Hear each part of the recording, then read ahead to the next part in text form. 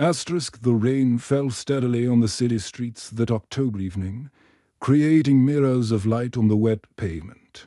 Margaret Chen pulled her thin coat tighter round herself and her 3-month-old daughter, Emma, as she knelt beside the black range rover that had just pulled up to the curb. Asterisk the baby's fever had spiked again, and Margaret's heart raced with the kind of fear only a mother knows. She had been walking for blocks, trying to flag down a taxi, but none would stop for a woman with a crying infant on such a stormy night. Asterisk when she saw the expensive vehicle slowed down. She didn't think about pride or dignity. She only thought about Emma's labored breathing and the way her tiny body felt to warm against her chest. Asterisk please. Margaret called out through the rain, her voice breaking. Please save my baby. She needs to get to the hospital. Asterisk the driver's window rolled down slowly, and she found herself looking into the eyes of a man in his early 50s. His hair was silver at the temples, and he wore a well-tailored suit that spoke of success and comfort. For a moment, time seemed suspended as their gazes met. Asterisk Robert Harrison had been heading home from another long day at his investment firm. At 53, he had built an empire through careful decisions and measured risks. He lived alone in a penthouse apartment, surrounded by the trappings of success but little warmth. His marriage had ended childless years ago, and he had convinced himself that solitude suited him just fine. Asterisk, but something in this young mother's eyes stopped him cold. It wasn't just desperation he saw there, it was the fierce, protective love that he remembered from his own mother's face during his childhood illnesses. Back when his family had little money but abundant care for one another.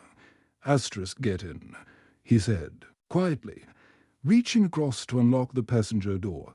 Quickly now. Asterisk Margaret didn't hesitate. She climbed into the warm leather interior, clutching Emma close. The baby's cries had weakened to soft whimpers, which somehow worried Margaret even more. Asterisk Children's Hospital, Robert asked, already pulling into traffic. Asterisk double quotes, yes, please. I'm sorry about your seats, we're soaking wet, and I don't have money. For, asterisk, don't worry about that, Robert interrupted gently. He glanced at the baby in arms. How old is she? Asterisk 3 months. Emma. Margaret's voice was barely a whisper. She's been sick for 2 days. But tonight the fever just... I got scared. Asterisk Robert drove with steady purpose through the rain-slicked streets, stealing glances at the young woman beside him. She couldn't be more than 25, he thought. There was something familiar about her, not her face, but her situation. It reminded him of stories his grandmother used to tell about neighbors helping neighbors. About kindness offered without question or condition. Asterisk what's your name? He asked softly. Asterisk Margaret. Margaret Chen. And you don't have to, I mean. This is already more than asterisk Robert. He said simply. And I'm glad I could help. Asterisk as they drove. Margaret found herself sharing more than she intended. She told him about losing her job at the restaurant when Emma arrived early, about the father who had disappeared when he learned about the pregnancy, about the small apartment she could barely afford and the way worry kept her awake most nights. Asterisk Robert listened, without judgment, remembering his own mother's struggles as a widow raising 3 children. He thought of all the evenings he had spent alone in his empty apartment, surrounded by expensive things that brought no real comfort. Asterisk at the hospital. Robert didn't just drop them off. He parked and walked with them to the emergency room, his presence somehow making everything feel less frightening. When the receptionist asked for insurance information and Margaret's face flushed with embarrassment, Robert quietly stepped forward.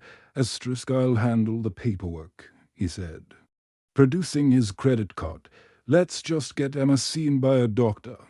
Asterisk the hours that followed felt like a gentle unfolding. Emma's fever broke round midnight, a simple ear infection that antibiotics would clear up easily. But during those long hours in the waiting room, something else was healing to. Robert found himself talking about his own childhood. About his mother who had worked 3 jobs to keep food on the table and had still found time to read him bedtime stories. Margaret shared memories of her grandmother, who had raised her in a small apartment filled with the scent of jasmine tea and the sound of gentle laughter. You know. Robert said as they waited for Emma's prescription, "I've spent you thinking. Success meant having everything you need within arm's reach. But tonight I remembered what my mother used to say."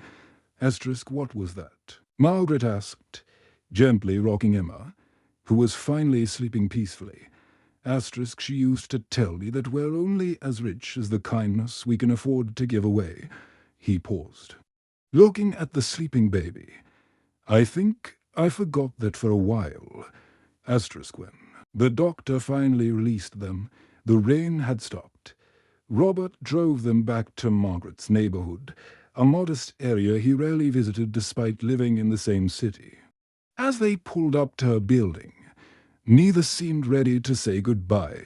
Robert. Margaret began. "I don't know how to thank you. What you did tonight. You don't need to thank me," he said. "You reminded me of something important, about what really matters." Over the following weeks, an unexpected friendship bloomed. Robert would stop by with groceries, claiming he had bought too much for one person. Margaret would invite him for simple dinners of soup and homemade bread, the kind of meals he hadn't enjoyed since his childhood.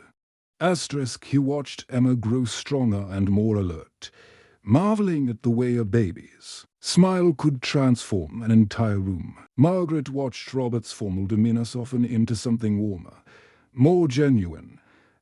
You know what I realize," Robert said one evening as he helped Margaret fold Emma's tiny laundry. "I spent so many years building walls to protect what I had. I forgot to build bridges to connect with what I was missing." Margaret smiled, bouncing Emma gently on her knee. "My grandmother used to say that the heart grows bigger every time we let someone else inside it." As autumn turned to winter, their friendship deepened into something that felt like family. Robert helped Margaret find a better job at a company where he had connections.